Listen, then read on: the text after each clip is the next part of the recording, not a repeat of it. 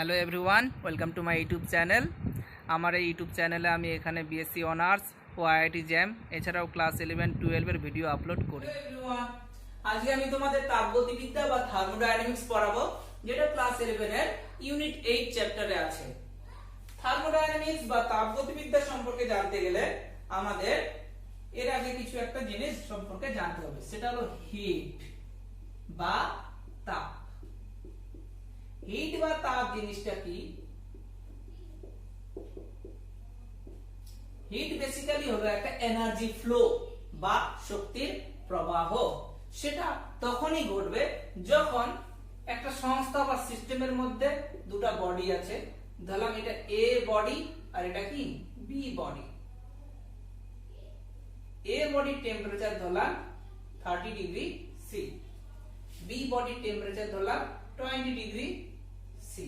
তাহলে দেখা যাচ্ছে এ বডি এখানে কি হট বডি বা high temperature body, B body এখানে কি লোয়ার টেম্পারেচার বডি। তার মানে কি দুজনের মধ্যে কি একটা টেম্পারেচার ডিফারেন্স বা উষ্ণতার পার্থক্য থাকছে, সেটা কি 10 ডিগ্রি সি। তাহলে যখনই একটা সিস্টেমের মধ্যে দুটো অবজেক্ট বা বস্তুর মধ্যে উষ্ণতার পার্থক্য বা টেম্পারেচার ডিফারেন্স থাকবে, তখনই হায়ার টেম্পারেচার বডি থেকে লোয়ার টেম্পারেচার বডির দিকে, এই জন্য অ্যারোটা দিলাম এরকম, এটাকে বলা হয় অ্যারো। হায়ার টেম্পারেচার বডি থেকে লোয়ার টেম্পারেচার বডির দিকে কি একটা শক্তির প্রবাহ বা এনার্জি ফ্লো হবে। এই শক্তির প্রবাহ বা এনার্জি ফ্লোটাকেই বলা হচ্ছে হিট। তাহলে হিট বা তাপ সম্পর্কে আমরা জানলাম। আচ্ছা, এরপর একটা জিনিস সম্পর্কে জানবো, এটা খুব কাজে লাগবে। এটাকে বলা হচ্ছে তাপীয় সাম্যাবস্থা। তাপীয় সাম্যাবস্থা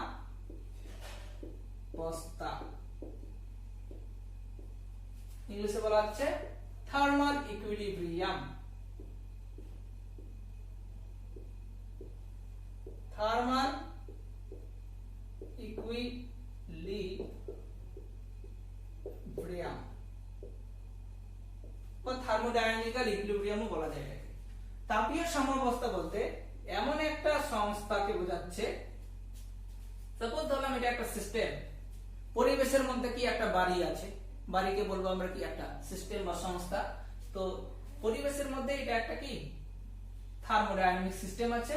সেই থার্মোডায়নামিক সিস্টেমের মধ্যে দুটো অবজেক্ট আছে, এটা হলো এ আর একটা হলো বি। এর টেম্পারেচার 30 ডিগ্রি সি আর এর টেম্পারেচার ধরলাম 10 ডিগ্রি সি। হলো, দেখা যাচ্ছে এই থার্মোডায়নামিক সিস্টেমের মধ্যে এই যে দুটো অবজেক্ট আছে, এটা হায়ার টেম্পারেচার বডি, এটা লোয়ার টেম্পারেচার বডি, তারা যদি কানেক্টেড থাকে, এই যে লাইনটা, এটা মানে কি তারা কানেক্টেড আছে। যদি কানেক্টেড থাকে তাহলে অবশ্যই কি হায়ার টেম্পারেচার বডি থেকে লোয়ার টেম্পারেচার বডি দিয়ে কি একটা এনার্জি ফ্লো হচ্ছে বা শক্তির প্রবাহ হচ্ছে, যেটাকে এখানে আমি বললাম হিট বা তাপ। তো এই যে শক্তির প্রবাহ হচ্ছে সেটা ততক্ষণ পর্যন্ত ঘটবে যতক্ষণ এদের মধ্যে উষ্ণতার পার্থক্য থাকবে। একটা সময় দেখা যাবে এই যে এ বডি আর বি বডি এদের টেম্পারেচার ইকুয়াল হয়ে গেছে। এখানে বি নাম্বার বডিটা কি এ বডি থেকে উষ্ণতা নিচ্ছে, তো একটা সময় দেখা যাবে এ আর বি এর টেম্পারেচার কি সমান হয়ে গেল। এই সমান টেম্পারেচারটা এখানে ধরলাম কি 20 ডিগ্রি সি। যদি ইকুয়াল হয়ে যায়, একটা সিস্টেমের মধ্যে থাকা বডিগুলার টেম্পারেচার যদি ইকুয়াল হয়ে যায় এবং কোন রকমের এনার্জি ফ্লো যদি না ঘটে বা শক্তির প্রবাহ যদি না হয়, তখন সেই সিস্টেম বা সংস্থাটাকে বলবো আমরা তাপীয় সাম্যাবস্থা বা থার্মাল ইকুইলিব্রিয়াম। আশা করি তোমরা বুঝেছো। এইবার আমরা ঢুকবো থার্মোডায়নামিক্স বা তাপগতিবিদ্যা, যেটা আবার হচ্ছে সেকেন্ড ইয়ারে আছে। সেকেন্ড ইয়ার বলতে বিএসসি 4 সেমিস্টার। থার্মোডায়নামিক্স ক্লাস 11 এও আছে, আবার অনার্সেও আছে। থার্মোডায়নামিক্স বিশাল বড় বানান বা তাপগতিবিদ্যা। থার্মোডায়নামিক্স বা তাপগতিবিদ্যা বলতে এখানে কি বোঝাচ্ছে?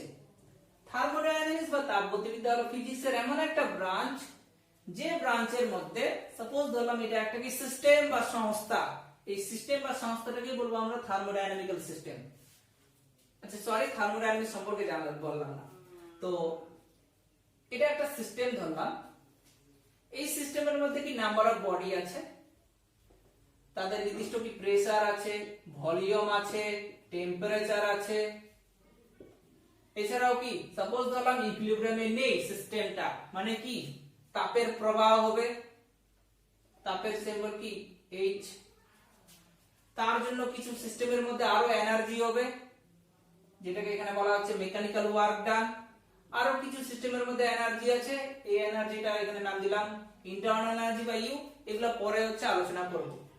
এটাকে বললাম প্রেসার, ভলিউম, টেম্পারেচার, এটা হচ্ছে কি হিট, এটা মেকানিক্যাল ওয়ার্ক বা যান্ত্রিক কার্য, এটাকে বলছে অভ্যন্তরীণ শক্তি বা ইন্টারনাল এনার্জি।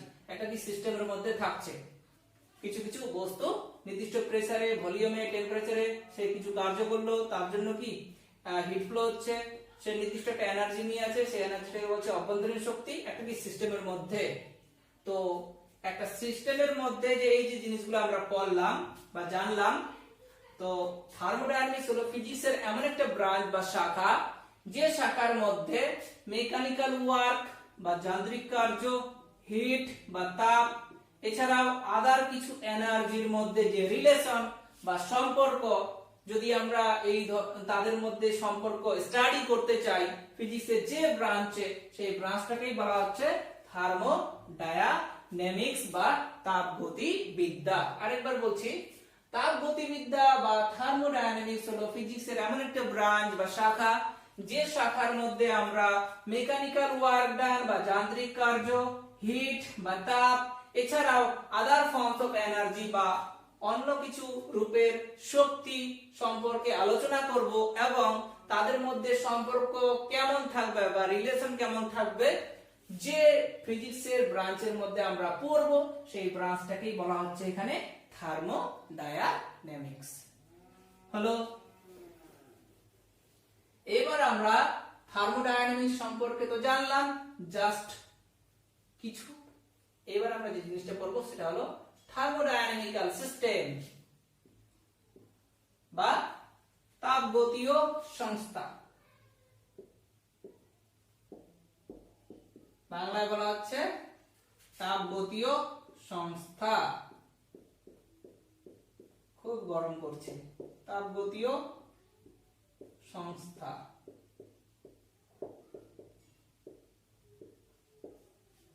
হলো থার্মোডাইনামিক্যাল সিস্টেম বা তাপগতীয় সংস্থা বলতে যে জিনিসটাকে বোঝাচ্ছে, সাপোজ ধরলাম এটা পুরোটা হচ্ছে কি পরিবেশ, গোলটা পরিবেশের মধ্যে একটা বাড়ি আছে, এই বাড়িটাই হচ্ছে কি থার্মোডাইনামিক্যাল সিস্টেম। পরিবেশের মধ্যে একটা কি বাড়ি আছে, এই বাড়িটাকে থার্মোডাইনামিক্যাল সিস্টেম তখনই বলতে পারবো। আরেকবার বলছি, থার্মোডাইনামিক্যাল সিস্টেম বা তাপগতীয় সংস্থা হলো এমন একটা সংস্থা যে সংস্থার মধ্যে লার্জ নাম্বার অফ অ্যাটমস বা বডি বা মলিকিউল বা বস্তু থাকবে।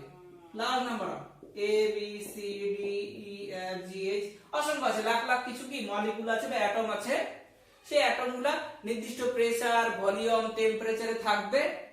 সেই অ্যাটমগুলার নির্দিষ্ট প্রেসার, ভলিউম, টেম্পারেচার, এছাড়াও আরো কিছু কিছু কি এনার্জি নিয়ে থাকবে। তো এই যে জিনিসগুলা প্রেসার, ভলিউম, টেম্পারেচার, আরো কিছু কিছু কি টাইপের এনার্জি এই মলিকিউল বা অ্যাটমগুলোর মধ্যে কন্টেইন থাকছে।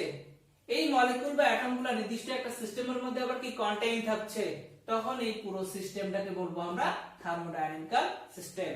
আরেকবার বলছি, থার্মোডাইনামিক্যাল সিস্টেম বা তাপগতীয় সংস্থা হলো এমন একটা সিস্টেম বা সংস্থা যে সংস্থার মধ্যে লার্জ নাম্বার অফ অ্যাটমস বা মলিকিউলস বা পার্টিকেল গুলা কিছু প্রেসার, ভলিউম, টেম্পারেচার বা এনার্জি নিয়ে থাকবে, কন্টেইন থাকবে সিস্টেমের মধ্যে, তখন সেই জিনিসটাকে বলবো বা পুরো সিস্টেমটাকে বলবো থার্মোডাইনামিক্যাল সিস্টেম বা তাপগতীয় সংস্থা।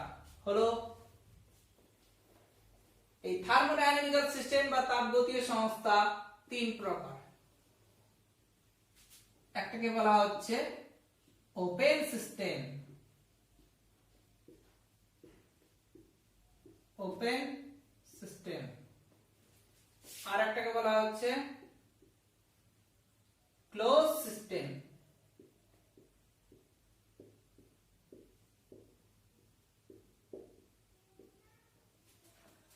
একটাকে বলা হচ্ছে আইসোলেটেড সিস্টেম। এখন যেটা ঘটছে isolated system, quarantine. Open system বলতে যে জিনিসটাকে বোঝাচ্ছে, এটা একটা কি থার্মোডাইনামিক সিস্টেম, সারাউন্ডিং এর মধ্যে আছে। আচ্ছা, যে কোনো থার্মোডাইনামিক সিস্টেমের মধ্যে আমাদের এই মহাবিশ্বে কিন্তু দুটো জিনিসেরই অস্তিত্ব আছে, একটা হলো এনার্জি আর একটা কি ম্যাটার বা পদার্থ। তো ওপেন সিস্টেম বলতে বাইরে কি, বাইরে হলো সারাউন্ডিং বা পরিবেশ,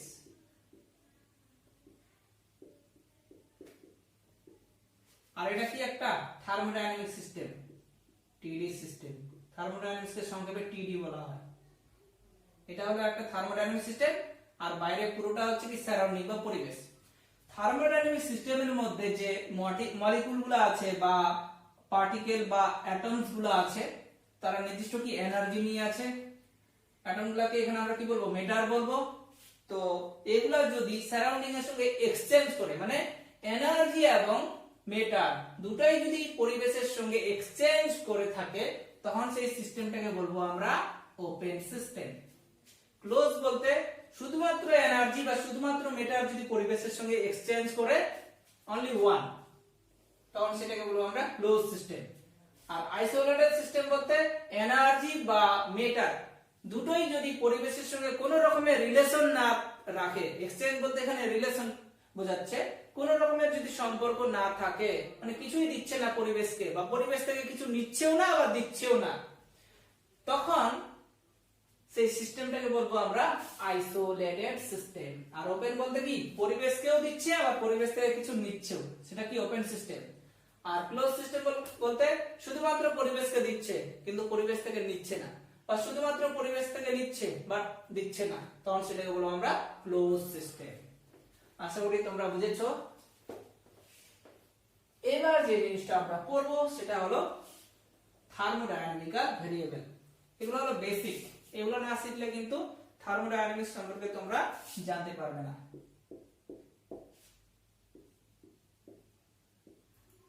থার্মোডাইনামিক্যাল ভেরিয়েবল বা তাপগতীয় চলরাশি, ভেরিয়েবল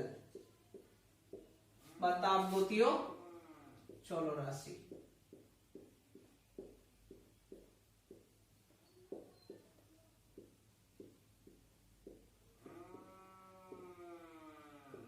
চলো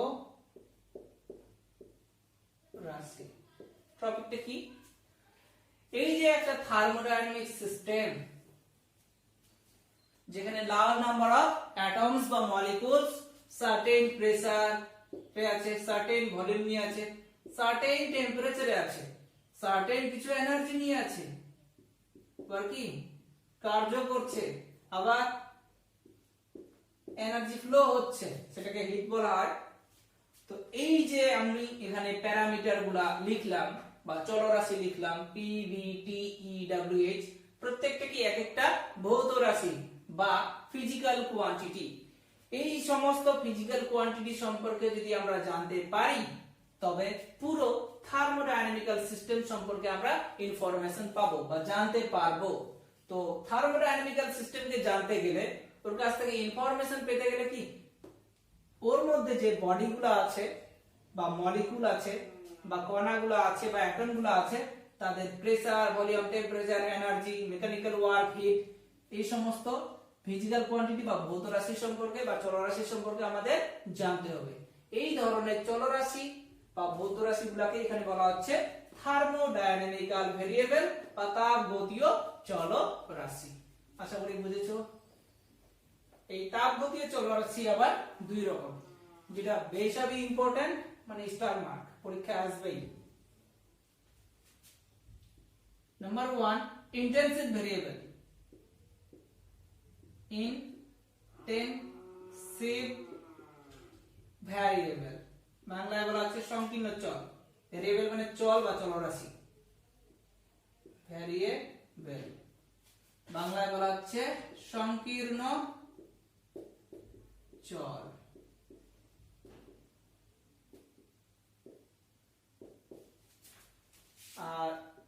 2 নাম্বারটা পড়বো আমরা এক্সটেন্সিভ ভেরিয়েবল বা ব্যাপক চল। এক্সটেন্সিভ ভ্যারিয়েবল বা ব্যাপক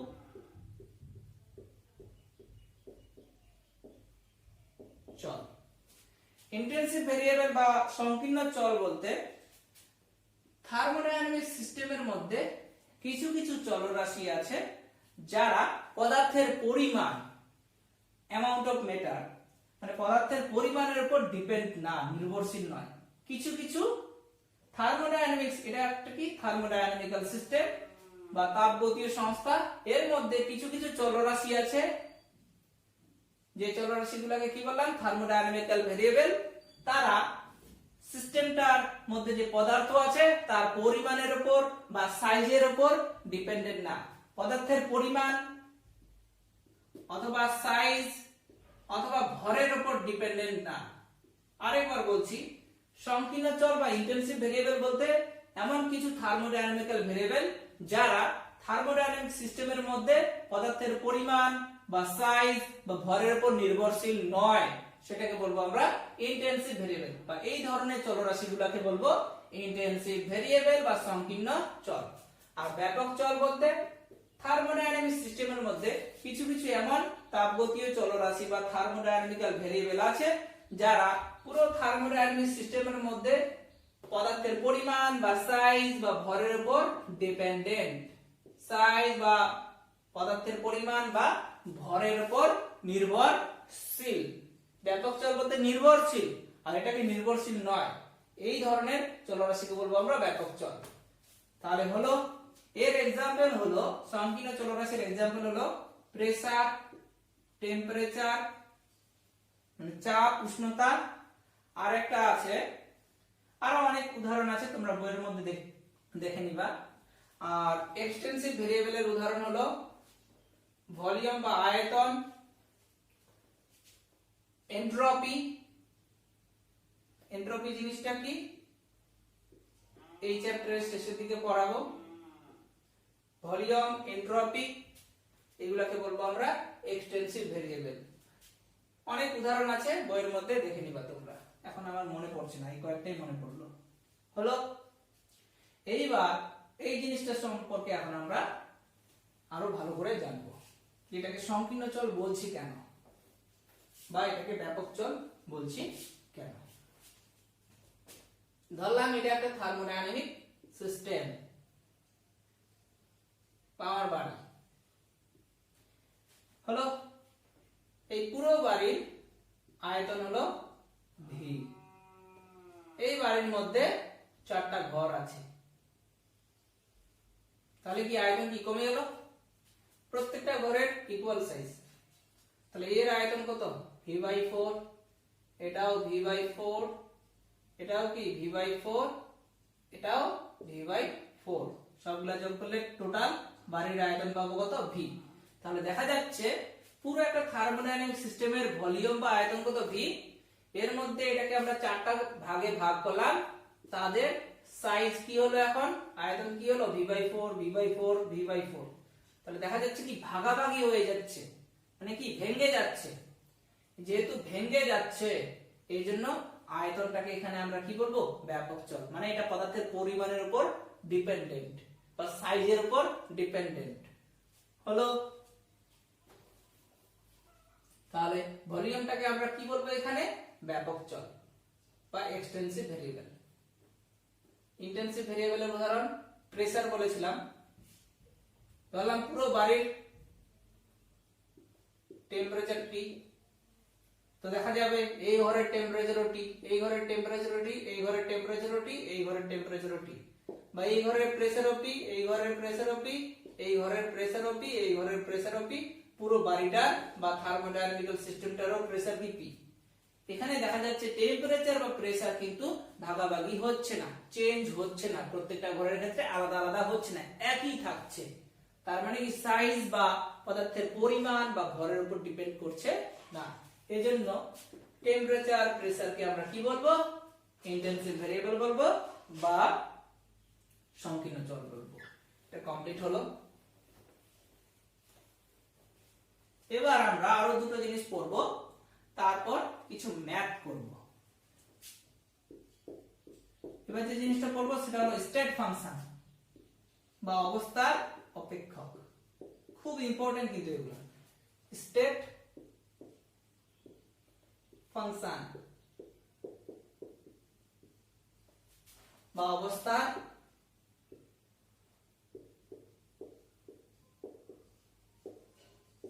অপেক্ষক। কেন পড়ছি এটা বুঝে যাবা। ফাংশন মানে অপেক্ষক, বা চলরাশিও বলতে পারি। আচ্ছা, জিনিসটা কি? ধরলাম এটা একটা কি থার্মোডাইনামিক্যাল সিস্টেম, টিডি সিস্টেম।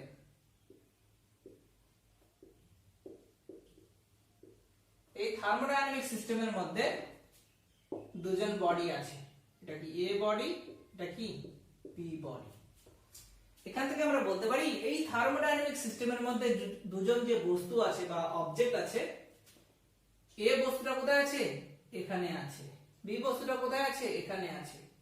এ বস্তুটা যে এখানে আছে নির্দিষ্ট একটা কি সার্টেন টেম্পারেচারে আছে, সার্টেন প্রেসার নিয়ে আছে, সার্টেন ভলিউম নিয়ে আছে। ধরলাম T1 P1 V1। মানে এ বস্তুটা যে এই জায়গাটায় আছে, এই পয়েন্টটার নাম দিলাম আমরা, ধরলাম এটা 1 নাম্বার পয়েন্ট আর এটা কি 2 নাম্বার পয়েন্ট। এই বস্তুটা যে 1 নাম্বার পয়েন্টে আছে তার প্রেসার কি P1, ভলিউম কি V1, টেম্পারেচার কি T1। সব কি নির্দিষ্ট বললাম, নির্দিষ্ট একটা জায়গায় বলছি, মানে নির্দিষ্ট বা একটা কি কন্ডিশন ইউজ করছি। 2 নাম্বার পয়েন্টে বি বস্তু আছে, তার টেম্পারেচার ধরলাম সার্টেন টেম্পারেচার কি T2, সার্টেন প্রেসার কি P2, সার্টেন ভলিউম কি P2। এই যে নির্দিষ্ট একটা পয়েন্টে এ বস্তু আছে নির্দিষ্ট টেম্পারেচার, নির্দিষ্ট প্রেসার, নির্দিষ্ট ভলিউম নিয়ে, এই জন্য এই ধরনের ভৌত রাশিকে আমরা বলবো state function. T1 P1 V1 বা T2 P2 P2 মানে টেম্পারেচার, প্রেসার, ভলিউম, উষ্ণতা, চাপ, আয়তন, এই সমস্ত ভৌত রাশিকে আমরা কি বলবো? State function. যার দ্বারা আমরা বুঝতে পারবো যে পুরো একটা থার্মোডাইনামিক সিস্টেম কি অবস্থায় আছে, কন্ডিশন বোঝাচ্ছে, অবস্থা বোঝাচ্ছে। কেন? সাপোজ ধরলাম এ কি 3 ডিগ্রি টেম্পারেচার নিয়ে আছে, এ কি 20 ডিগ্রি সি টেম্পারেচার নিয়ে আছে। তাহলে এখান থেকে কি বুঝবো? যে এ বস্তু থেকে বি বস্তু থেকে কি এনার্জি ফ্লো হচ্ছে। এনার্জি ফ্লো হতে হতে একটা সময় কি দুটো বস্তু কি সেম টেম্পারেচারে আসবে, মানে কি এনার্জি ফ্লো হবে, হিট ফ্লো হবে, হবে না, তখন সিস্টেমটা কি ইকুইলিব্রিয়ামে আসবে। তাহলে এখান থেকে কি বুঝতে পারছি? যে একটা সময় থার্মোডাইনামিক সিস্টেমটা কি তাপীয় সাম্যাবস্থা বা থার্মোডাইনামিক্যাল ইকুইলিব্রিয়ামে আসবে। মানে এখান থেকে আমরা কি একটা সিস্টেমের অবস্থা সম্পর্কে বুঝতে পারছি এই ধরনের ভৌত রাশির দ্বারা। এই জন্য এই ধরনের ভৌত রাশিকে বলা হয় স্টেট ফাংশন বা অবস্থার অপেক্ষক, বা স্টেট পয়েন্টও বলা হয়ে থাকে, বা পয়েন্ট ফাংশনও বলা হয়ে থাকে। হলো, আশা করি বুঝেছো। এইবার যে জিনিসটা পড়বো সেটা হলো পাথ ফাংশন। খুব ইম্পর্টেন্ট, পাথ ফাংশন বা পথ অপেক্ষক। পথ অপেক্ষক বলতে এটা একটা থার্মোডাইনামিক্যাল সিস্টেম বা টিডি সিস্টেম। হলো, একই রকম ধরলাম এটা 1 নাম্বার পয়েন্ট, এটা কি 2 নাম্বার পয়েন্ট, এটা এ বস্তু, এটা কি বি বস্তু। আচ্ছা, আমরা বলতে পারি যে এ বস্তুটা 1 নাম্বার পয়েন্টে নির্দিষ্ট একটা কার্য করেছে, সেই কার্য কি W1। বি বস্তুটা 2 নাম্বার পয়েন্টে নির্দিষ্ট একটা কার্য করেছে, সেটা কি W2। এই বলাটা কি আমাদের যুক্তিযুক্ত হলো? এটা কিন্তু বলা যুক্তিযুক্ত হলো না, এটা কিন্তু ফিজিক্যালি বলাটা ভুল। কারণ কার্য মানে আমরা কি জানি? কার্য মানে বল ইনটু সরণ। যখন একটা বস্তুর বা কণার সরণ হবে, নির্দিষ্ট একটা দূরত্ব যাবে, ডিসপ্লেসমেন্ট থাকবে, তবে সে কি কার্য করবে। এখানে যদি আমি বলে থাকি যে এ হলো একটা বস্তু, সে 1 নাম্বার পয়েন্ট থেকে 2 নাম্বার পয়েন্টে গেছে, তার জন্য নির্দিষ্ট একটা তার সরণ হয়েছে, সেই সরণটা কি x। এ হলো একটা বস্তু, সে 1 নাম্বার বিন্দু থেকে 2 নাম্বার বিন্দুতে যখন গেছে তখন তার কি একটা সরণ হয়েছে, সরণের দরুন সে একটা কি কার্য করেছে, সেই কার্যটা কি ডাব্লু, যদি সে 1 নম্বর বিন্দু থেকে 2 নম্বর বিন্দুর দিকে যায়, তাহলে এখানে W1 W2 কিন্তু আমরা বলতে পারি না। এই যে এই একটা বস্তু সে 1 নম্বর বিন্দু থেকে 2 নম্বর বিন্দুতে কি এই পথ বরাবর গেছে, তার জন্য সে একটা কি কার্য করেছে, এই জন্য কার্যকে বলবো আমরা একটা পাথ ফাংশন, কারণ তার মধ্যে একটা কি পথ বোঝাচ্ছে, পথটা কি এই বরাবর, অথবা এই বরাবরও হতে পারে। এই একটা বস্তু সে 1 নম্বর বিন্দু থেকে 2 নম্বর বিন্দুতে গেছে এই রাস্তা বরাবর, অথবা এই রাস্তা বরাবর। যেহেতু এখানে পথগুলো কি বিভিন্ন রকম, এই জন্য সে কি কার্য করছে, এই জন্য এই কার্য ভৌত রাশিটাকে এখানে বলা হচ্ছে পাথ ফাংশন। একই রকম এ বস্তুর টেম্পারেচার বললাম 3 ডিগ্রি সি, বি বস্তু বা অবজেক্টের টেম্পারেচার বললাম 10 ডিগ্রি সি। হলো দুজনের মধ্যে কি টেম্পারেচার ডিফারেন্স আছে, সেটা কি 20 ডিগ্রি সি। টেম্পারেচার ডিফারেন্স যখনই থাকবে তখনই কি এনার্জি ফ্লো হবে, সেই এনার্জি ফ্লোটাকে কি বলা হয়, হিট বলা হয়। তার মানে কি হিটের একটা কি ফ্লো হবে হাই টেম্পারেচার বডি থেকে লোয়ার টেম্পারেচার বডিতে, সেটা কি এই বরাবরও হতে পারে, এই বরাবরও হতে পারে, এই বরাবরও হতে পারে, কারণ এনার্জি যে ফ্লো হবে সে একটা কি নির্দিষ্ট রাস্তা দিয়ে যাবে, সেই রাস্তাটা এই বরাবরও হতে পারে, এই বরাবরও হতে পারে, এই বরাবরও হতে পারে। এখানে কি রাস্তা বোঝাচ্ছে বা পাথ বা পথ বোঝাচ্ছে, এই জন্য হিট বা তাপকেও বলবো আমরা একটা কি পথ অপেক্ষক। আচ্ছা, হিটের সিম্বল বড় হাতের H অথবা বড় হাতের Q, তোমরা কিন্তু বড় হাতের Q মনে রাখবে। H আর Q একই জিনিস। হলো পাথ ফাংশন আমি পড়ালাম।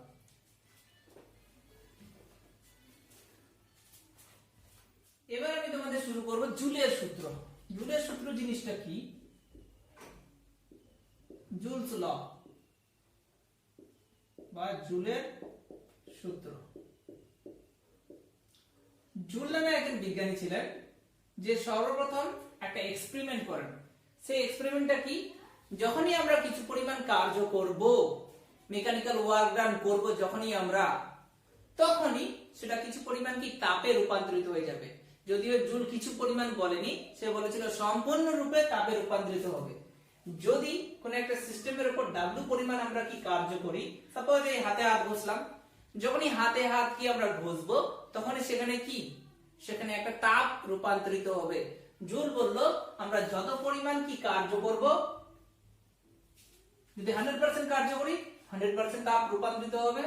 এখান থেকে আমরা বলতে পারি যে মেকানিক্যাল ওয়ার্ক ডান বা যান্ত্রিক কৃতকার্য রূপান্তরিত তাপের সঙ্গে প্রপোর্শনাল বা সমানুপাতিক। মানে কার্যকে পুরোপুরি রূপে সে তাপে রূপান্তরিত করলো। যখনই আমরা কিছু পরিমাণ কার্য করব তখনই কি সেখানে তাপ উৎপন্ন হবে। তো মেকানিক্যাল ওয়ার্ক ডান সেটা কি তাপ রূপান্তরিত তাপের সঙ্গে ডাইরেক্টলি প্রপোর্শনাল। সমানুপাতিক চিহ্ন উঠালে একটা কি কনস্ট্যান্ট হবে, এখানে সেই কনস্ট্যান্টটাকে এখানে সে লিখলো J, W ইকুয়াল টু কি দাঁড়ালো JH। এই যে J, এই কনস্ট্যান্টটাকে সে নাম দিল জুল কনস্ট্যান্ট।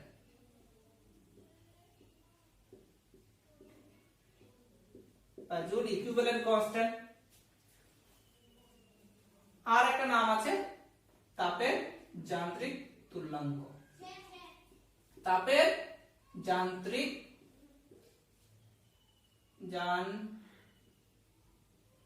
তুল্যাঙ্ক তোমরা দেখে নিবা।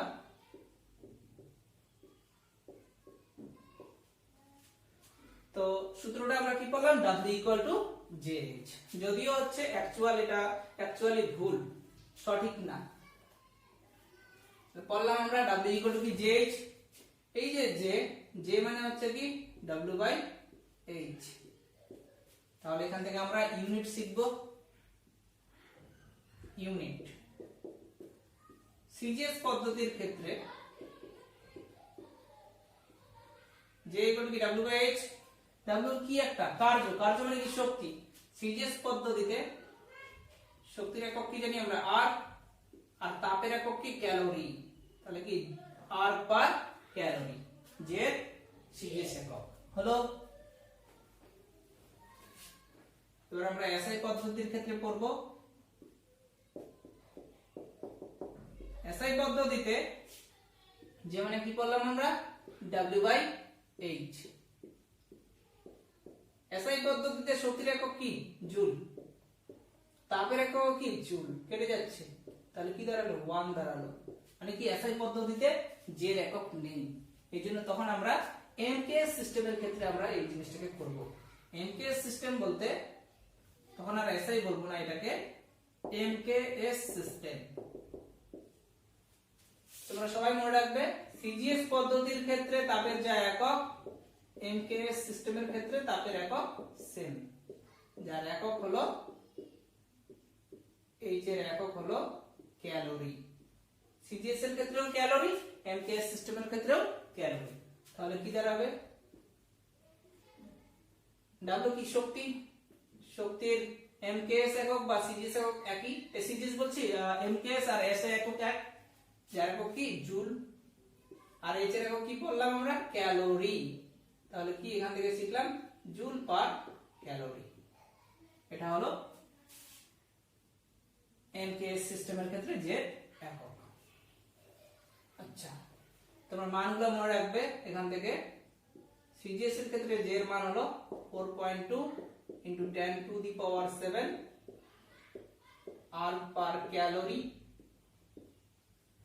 আর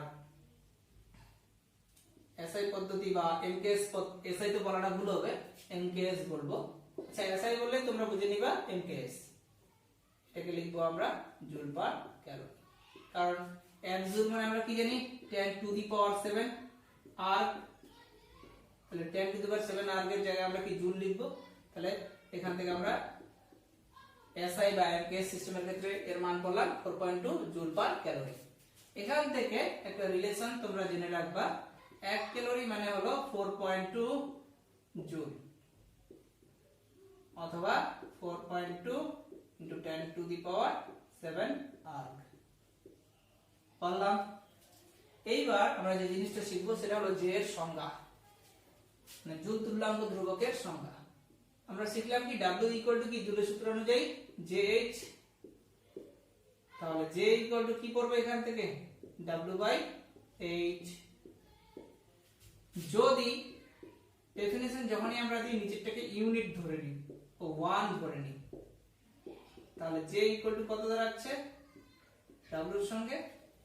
কোন একটা সিস্টেমে যদি একক পরিমাণ তাপ আমরা উৎপন্ন করতে চাই, তাহলে যত পরিমাণ কার্য করব সেটাকে বলবো জুল তুল্যাঙ্ক ধ্রুবক। আরেকবার বলছি, কোন একটা সংস্থা বা সিস্টেমে যদি একক পরিমাণ কার্য করতে চাই, তাহলে সিস্টেমের উপর যত কার্য করব সেটাকেই বলবো আমরা জুল তুল্যাঙ্ক ধ্রুবক। এখান থেকে পরীক্ষায় আসে তোমাদের 1 ক্যালোরি বলতে কি বোঝো, 1 ক্যালোরি বলতে কি বোঝো। 1 ক্যালোরি বলতে না, 1 ক্যালোরি না, ভুল বললাম, যে হচ্ছে 1 কোষিটা দেখিনি,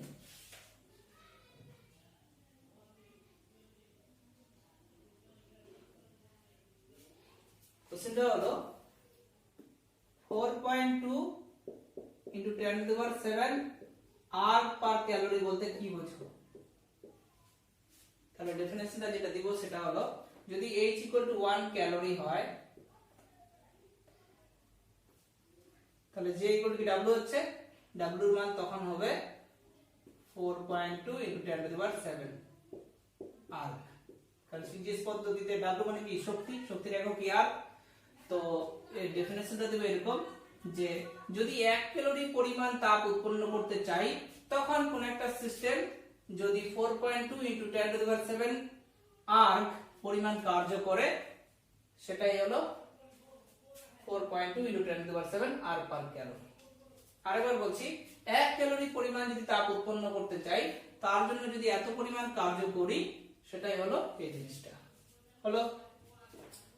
আচ্ছা, এখান থেকে কিছু ট্রিক শিখবো, ফলে এই ফর্মুলার সাহায্যে অঙ্ক করব। এই ফর্মুলার সাহায্যে উদাহরণে প্রায় 10টার মতো অঙ্ক আছে। আমি তোমাদের অনুশীলনীর পার্ট পার্ট করে অঙ্ক করাবো, কিন্তু অনুশীলনী অঙ্ক করানোর আগে উদাহরণের অঙ্ক যদি না বুঝিয়ে দিই, তাহলে অনুশীলনীর অঙ্ক তোমরা করতে পারবে না। এই জন্য আমি যখন যেটা থিওরি পড়াবো তখন তার উপর বেস করে উদাহরণ অঙ্কগুলো প্র্যাকটিস করাবো, শেষে হচ্ছে অনুশীলনী অঙ্ক করাবো, মানে চ্যাপ্টার ওয়াইজই করাবো, কিন্তু অনুশীলনের অঙ্ক কি আগে থিওরি কমপ্লিট করে। তো এই জুলের সূত্রের কিছু ট্রিক জানতে হবে। এই যে আমরা জুলের সূত্রের মধ্যে পড়লাম, কি বললাম, W ইকুয়াল টু JH, কিছু ফর্মুলা তোমরা মনে রাখবে, যেখানে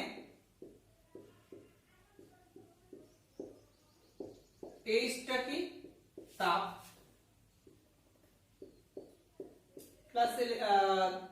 তোমরা ক্লাস 9 এ বা 10 এ পড়েছো যে H ইকুয়াল টু কি ms del T plus ml, যেখানে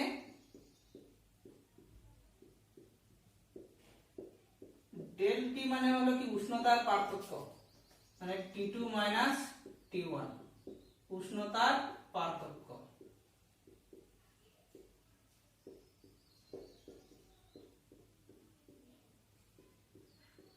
টেম্পারেচার ডিফারেন্স।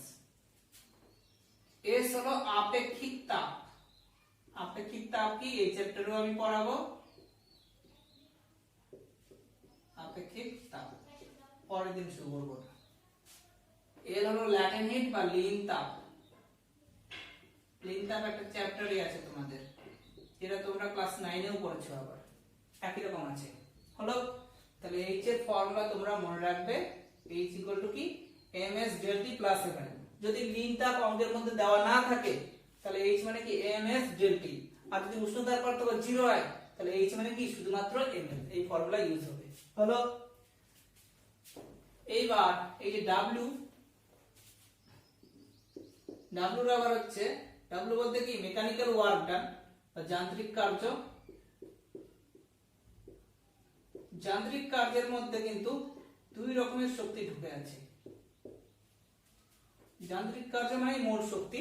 মোট শক্তি মানে আমরা জানি গতি শক্তি প্লাস স্থিতি শক্তি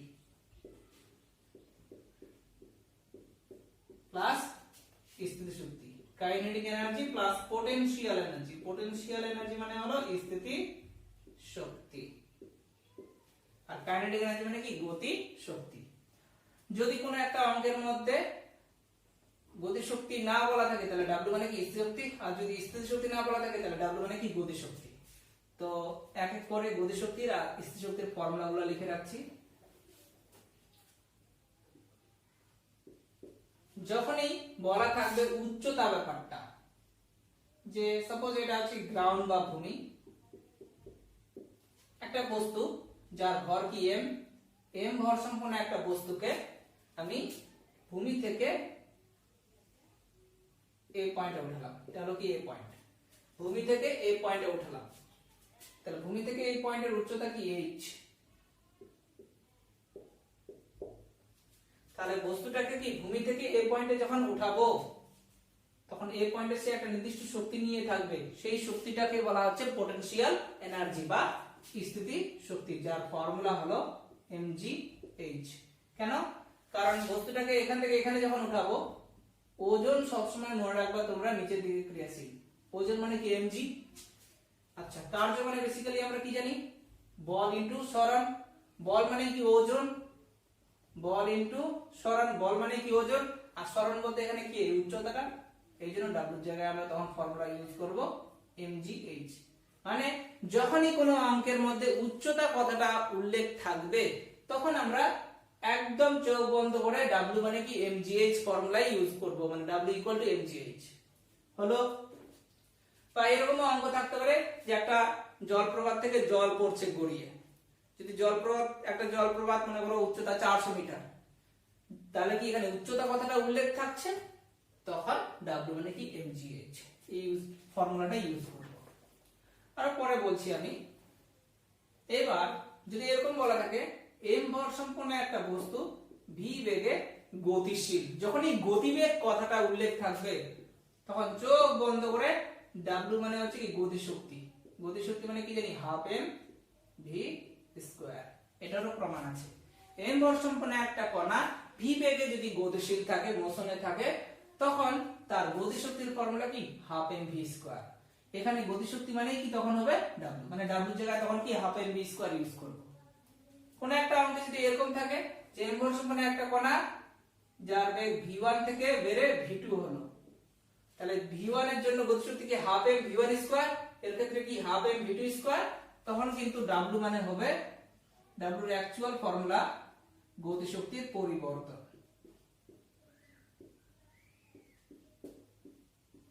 গতিশক্তির পরিবর্তন, তখন আমরা এই ফর্মুলাটাকে ইউজ করব এরকম হাফ এম অন্তিম গতিশক্তি মাইনাস প্রাথমিক গতিশক্তি, half M v2 square minus half M v1 square. যখনই দুটো বেগ বলা থাকবে তখন এই ফর্মুলা, শুধুমাত্র যদি একটা বেগ দেওয়া থাকে তাহলে w মানে কি হাফ এম v স্কয়ার হলো, এই হলো ফর্মুলা।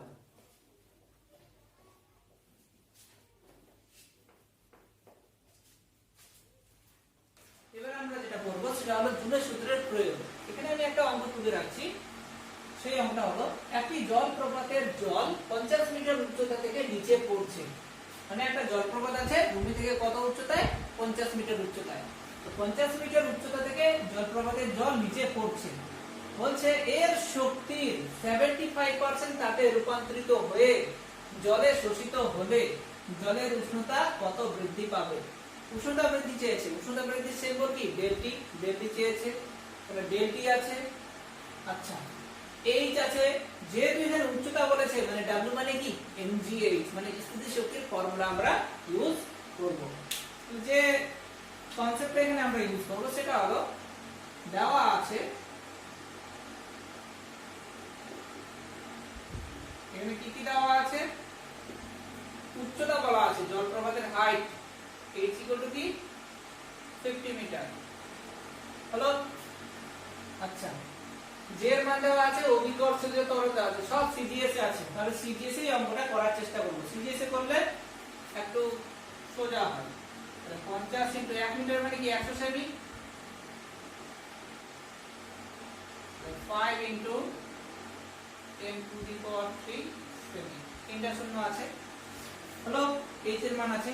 এখানে অঙ্কে এই লাইনটা খুব ইম্পর্টেন্ট, বলছে একটি জলপ্রপাতের জল 50 মিটার উচ্চতা থেকে নিচে পড়ছে, এর শক্তির বলতে জলপ্রপাতের মধ্যে যে জল জমে আছে নির্দিষ্ট একটা শক্তি নিয়ে, এই যে জমে আছে নির্দিষ্ট একটা শক্তিতে জলপ্রপাতের মধ্যে কি জল আছে, সেই শক্তিটাকে কি বলবো পটেনশিয়াল এনার্জি। কারণ পটেনশিয়াল এনার্জি হলো কি এমন এক ধরনের এনার্জি যে শক্তির জন্যই হচ্ছে কি আমি এখানে তোমাদের পড়াচ্ছি বা ওখানে জলপ্রপাতের মধ্যে কি জলটা জমে আছে। তো এর শক্তির 75% তাপে রূপান্তরিত হয়ে জলে শোষিত হবে। এই যে 75% এটা কি স্থিতি শক্তির 75% কি তাপে রূপান্তরিত হচ্ছে। তাহলে আরেকটা কি আছে W ইকুয়াল টু স্থিতি শক্তি মানে আমরা কি জানি mgh, কিন্তু স্থিতি শক্তির 75% তাপে রূপান্তরিত হচ্ছে, তাহলে W ইকুয়াল টু কি লিখবো mgh ইনটু 75%। 75% মানে কি mgh ইনটু 75/100। যেহেতু এখানে বলেছে এর শক্তির 75% তাপে কনভার্ট হচ্ছে, এজন্য W ইকুয়াল টু কি mgh ইনটু 75% হলো। W পড়লাম, চেয়েছে কি উষ্ণতা বৃদ্ধি কত, ডেল্টি ইকুয়াল টু প্রশ্নবোধক চিহ্ন। তাহলে অবশ্যই কি জুলের সূত্র আমরা ইউজ করব, কারণ জুলের সূত্রের মধ্যে কি W আছে, W ইকুয়াল টু কি JH, যেখানে H বলতে কি বড় হাতের তাপ আছে, এই বড় হাতের H এর মধ্যে আবার কি ইনক্লুড আছে ডেল্টি আছে, মানে উষ্ণতা বৃদ্ধি আছে, তাহলে অবশ্যই কি জুলের সূত্রই আমরা অ্যাপ্লাই করব। আমরা জানি জুলের সূত্র অনুযায়ী W ইকুয়াল টু কি JH, W জায়গায় কি বসাবো mgh ইনটু 75/100 আর J ইনটু এই বড় হাতের H মানে তাপ, ছোট হাতের H মানে কি এখানে উচ্চতা, H মানে কি জানি ms ডেল্টি প্লাস ml, যেহেতু এখানে লীন তাপ নেই তাহলে H মানে কি ms ডেল্টি হলো।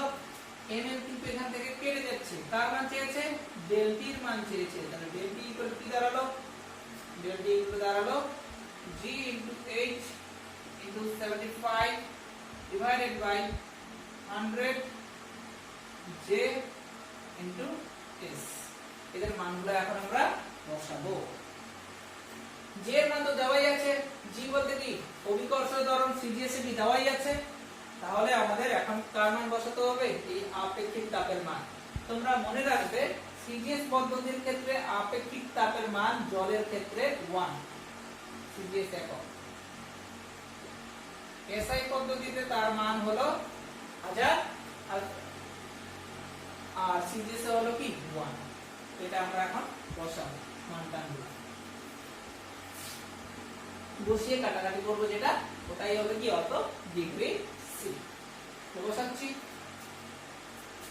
মেইনলি থার্মোডাইনামিক্স এর অঙ্ক তোমরা সিজিএস পদ্ধতির ক্ষেত্রেই করার চেষ্টা করবে, তাহলে ঠিকঠাক হবে। জি এর মান কি 980, এইচ এর মান কি 5 × 10⁻³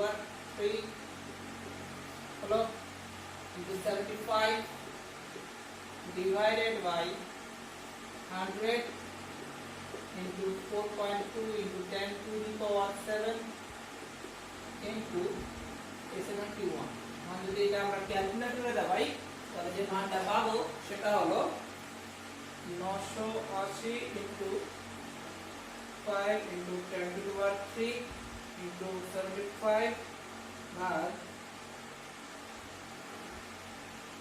100 into 4.2 into 10⁻⁷ into 1। যেটা পেলাম সেটা হলো 0.0875। সিজিএস পদ্ধতিতে করলাম, উষ্ণতা বৃদ্ধি বা উষ্ণতার একক কি ডিগ্রি সি। এই হলো অঙ্ক। এখানে আমরা আরেকটা অঙ্ক করব। অঙ্কের মধ্যে এখানে বলা আছে পৃথিবীর আবহাওয়ার ভিতর দিয়ে যাওয়ার ফলে 42 কেজি ভরের একটি জ্যোতিষ্কের গতিবেগ 20 কিলোমিটার/মিনিট থেকে হ্রাস পেয়ে 5 কিলোমিটার/মিনিট হলো।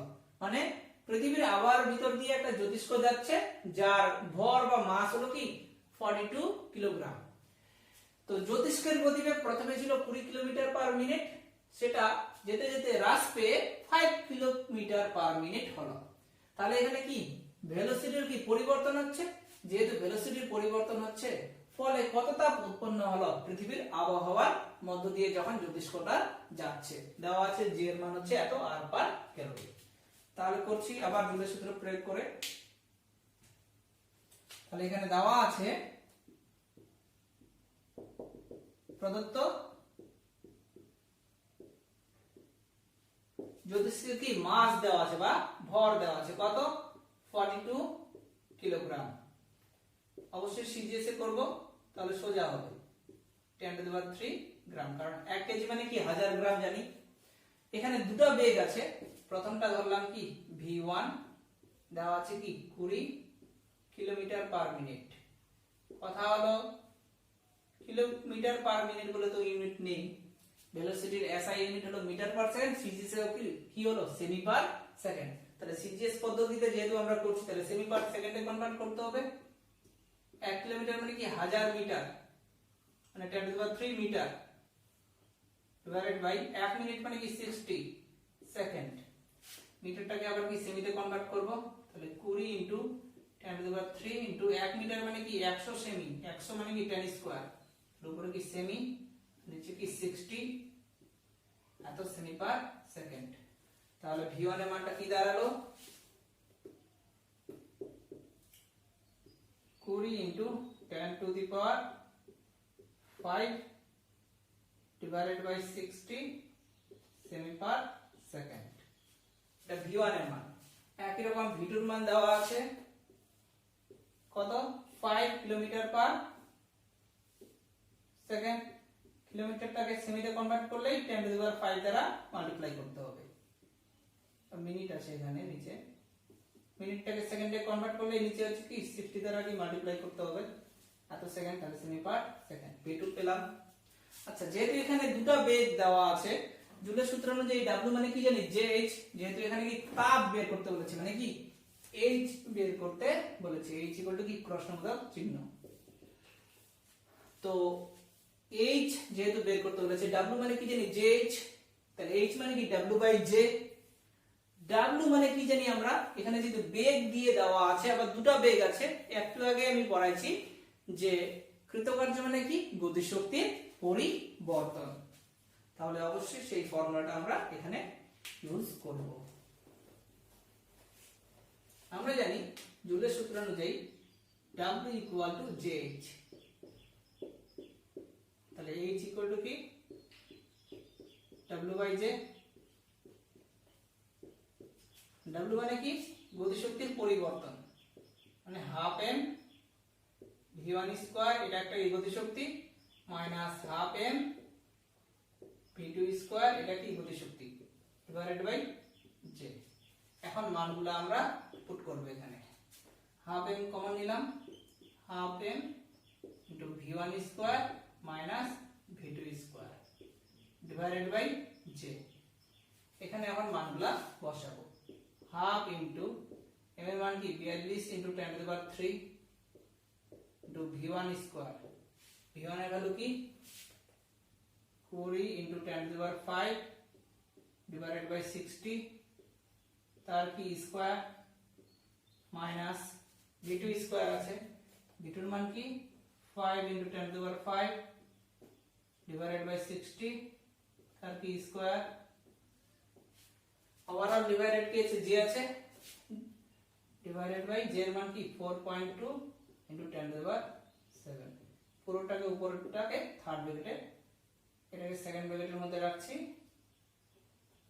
আর ওভারঅলটাকে থার্ড ব্র্যাকেটে রাখলাম, যেহেতু নিচে ওভারঅল আবার j আছে ডিভাইডেড করে। এখন ক্যালকুলেটরে আমরা দাবাবো, ক্যালকুলেটরে যদি দাবাই তাহলে যে মানটা আমরা পাবো সেটা হলো h equal to 5.2 into 10 to the power 5, 5.2 into 10 to the power 5। CGS এ যেহেতু করলাম, সিজিএস এর একক কি তাপের ক্যালোরি, তাহলে এটা হলো এই অঙ্কের সলিউশন হলো। আজকে আমার ভিডিওটা এই পর্যন্তই আমি শেষ করব, এবং ভিডিওটা যদি ভালো লেগে থাকে অবশ্যই তোমরা লাইক সাবস্ক্রাইব করবা আর শেয়ার করবা, যেন হচ্ছে সবাই দেখতে পায়। আর যদি কেউ বুঝতে না পারো তাহলে এই নাম্বার হলো আমার মোবাইল নাম্বার 8944888813, এটা হোয়াটসঅ্যাপ নাম্বার, আর 8436208193 ফোন করতেও পারো। কারো যদি প্রবলেম হয়ে থাকে তোমরা জানাবা, অবশ্যই আমি অ্যানসার দেওয়ার চেষ্টা করব। এটা হলো হোয়াটসঅ্যাপ নাম্বার।